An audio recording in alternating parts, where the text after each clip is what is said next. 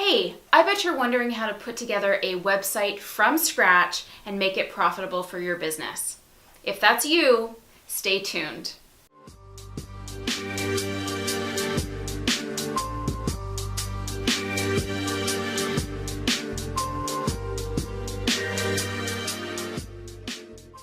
So now I want to talk about developing the website. So this is the question that, of course, everyone asks is, how can I do it on the cheap? Should I hire a web developer? Should I pay thousands of dollars in order to do this? So I'd love to hear your thoughts on, let's just start out with what are the most used platforms to create a website on if you wanted to do it yourself? WordPress is one of the most popular website content management systems out there. I believe it powers it's over 25% of the web right now. So it's a huge amount of people are using WordPress for good reason, because it's super flexible. It can do a lot of things. That said, it's a very intimidating platform to get started on for a lot of people. There are some companies that make it easy, like you get hosting and then you can install WordPress very easily with 1 or 2 clicks. Those are, as a developer, I know those are not the most secure installations, and I kind of don't recommend them all of the time. But to get started, they're really great.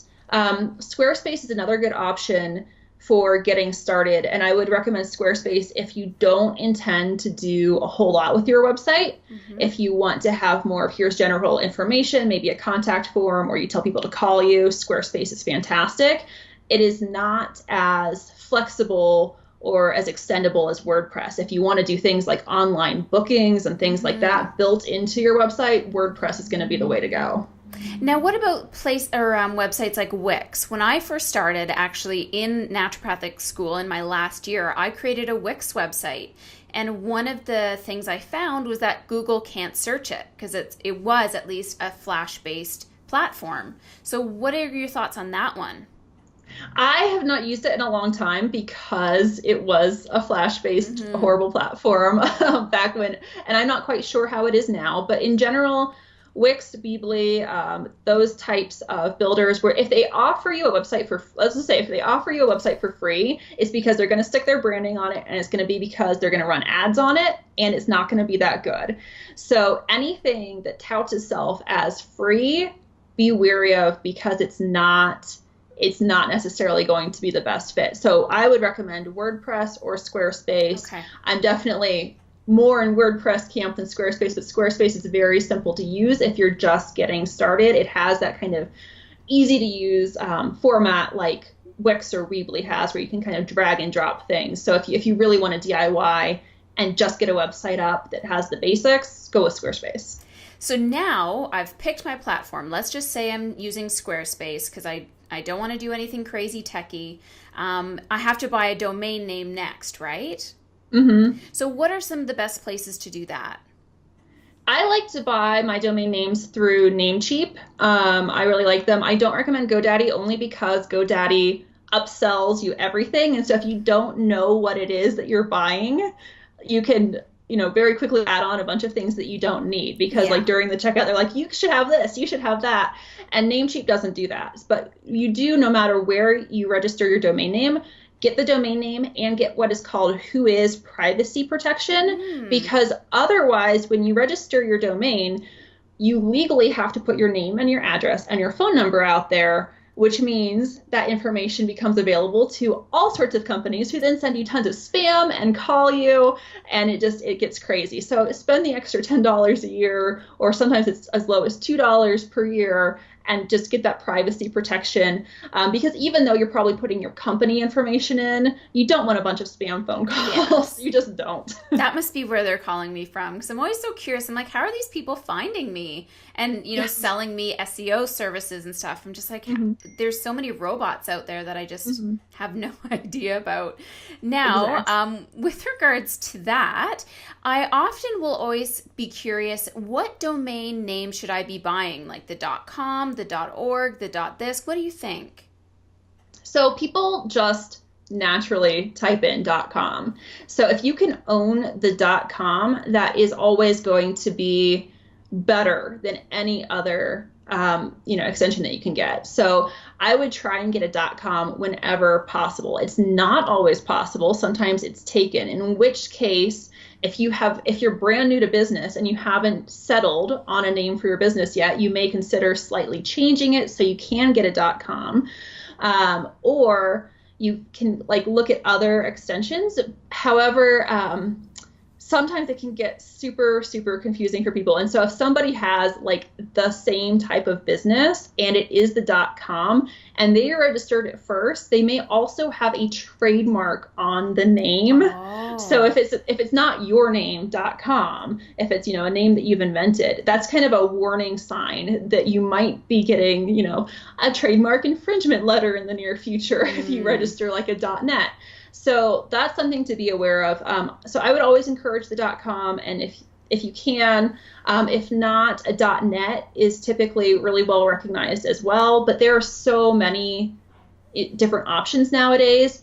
Just as long as you are very, very clear in all of your branding that you have something other than a .com, you can be okay. But you have to make sure that you emphasize that, especially if you have clientele that's maybe a little bit older and they don't know what a .io is, or they don't know, what a .cc, there are all sorts of crazy things. So I would just, like I said, stick to the .com if you can. .net would be my next choice. And if you can't get either one of those, consider either shortening your name or something that you can, at least with the domain name, could be modified so that you can get a .com. So we have the domain name, we have the either WordPress or Squarespace. Do we also then need to buy a hosting package as well? Well, with WordPress you do. So this is where WordPress is very confusing, and I wish they would make this clearer and change the name of one of them. There's WordPress.com, which is their free platform where you're very, very limited, and I do not recommend WordPress.com. But WordPress.org is the open source platform where you can add all these plugins and extensions and do whatever you want, but you do need to buy separate hosting. Now, you can get your hosting and your domain name typically in one place, so that's Namecheap. I don't recommend GoDaddy for hosting. They tend to be a little bit buggy with WordPress. Okay. But there are plenty of hosts out there. I really like SiteGround for WordPress hosting. But you would need to get that hosting package. It typically costs, between $4 to $5 to up to $15 to $30 per month, depending on, how many visits you get and all of those kinds of things. You can typically start off with a $5 a month package. So, you're spending $60 a year. It's not that big of an investment. Now with Squarespace, you get hosting included. You can also register your domain name through them, but I don't recommend that in case you ever want to move off the platform because it's a hassle to move it. So I would not do your domain name through them. But with Squarespace, you get the hosting and you get basically the website builder all in one. So that's kind of nice, especially if you're new to things, to get started with that. So then you don't have to do separate hosting. You just register your domain, you hook it up to Squarespace, and you go. Now, the next question comes, should I do this all on my own to save a few bucks, or is it in my best interest to hire someone? And what are kind of the ranges we're looking at with regards to, hiring someone and having it still be good quality, knowing that we don't want to spend $10,000 on a website? So you can do it on your own, but I would recommend that you hire someone. And that's not because I'm a web designer and developer. It's because there's so much strategy and thought that goes into building a website and making sure that you get that flow right, that you get those things going so that people sign up for things, and you don't have time to learn all of the marketing and strategy behind it. I mean, if you have the time to go take, 5 web design classes and learn how to do some coding, and it's a fun hobby for you, then, go for it. But most people are running their own business, and you don't have time to learn a whole other business just so you can get your website online. That doesn't really help. And so people often are like, why is it so expensive? Even if it's just a drag and drop on Squarespace, it's because so much thought goes into how to get the flow right to convert visitors into clients. And so you're not just buying code and graphics, you're buying something that will help you get more clients and more patients. So that's what you're paying for. And that can be a really big range kind of based on the platform. WordPress does tend to be more expensive because you can do more with it. So a WordPress website might cost more money because maybe you have a custom, booking form on it where people schedule their appointments into your calendar. So maybe that costs more money than Squarespace that doesn't have that option. So they can vary a lot. I would say for your first website, expect to spend probably $1,500 to $3,000, and you can get a good quality website on either platform for that, and possibly with some basic branding. So if you don't have, a logo with different colors, that might be a possibility within like the $3,000 range to get branding, a website, and they should help hook you up to any, like if you're using MailChimp or ConvertKit or something like that and have a mailing list, they should be able to help hook you up with that, and that will get you started.